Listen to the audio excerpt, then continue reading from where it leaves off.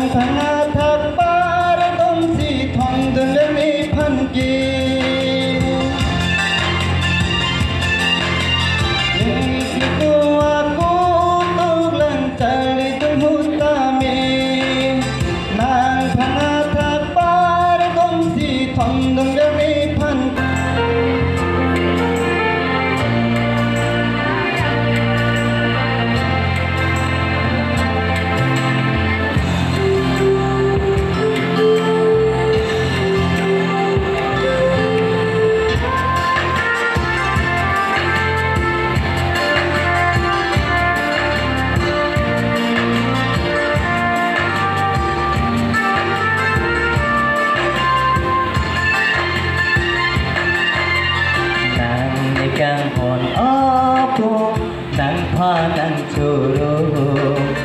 da piarlo nang kini hero nang kang hon apo nang panang churo da piarlo nang kini hero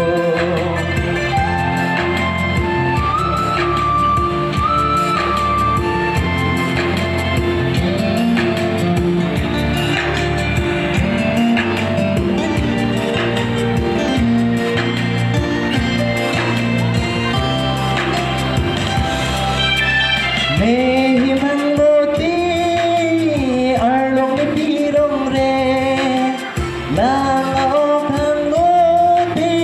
piroy ni pirong re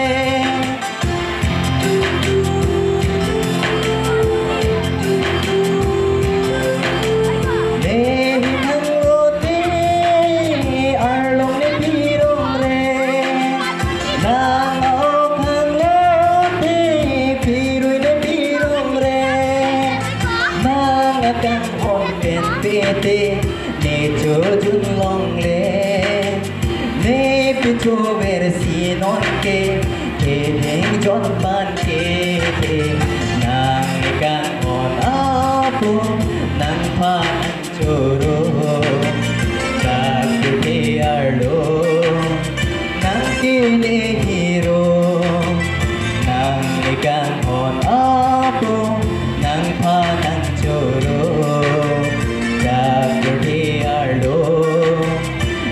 kini hero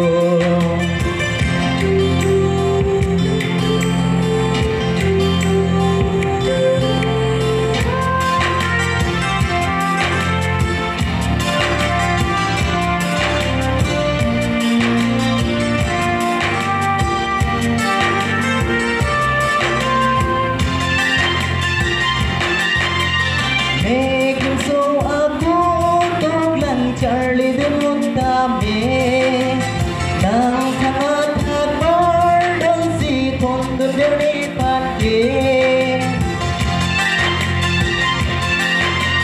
nekin so aku doglang Charlie Demon Dami nang kamat habar dan si tondo dari pati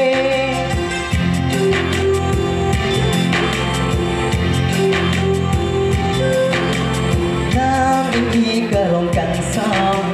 wange sitame nang suapan kang honke lakasi hune nang kang hon ako nang panang churo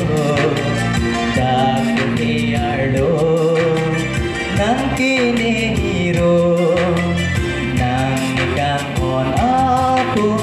nang panang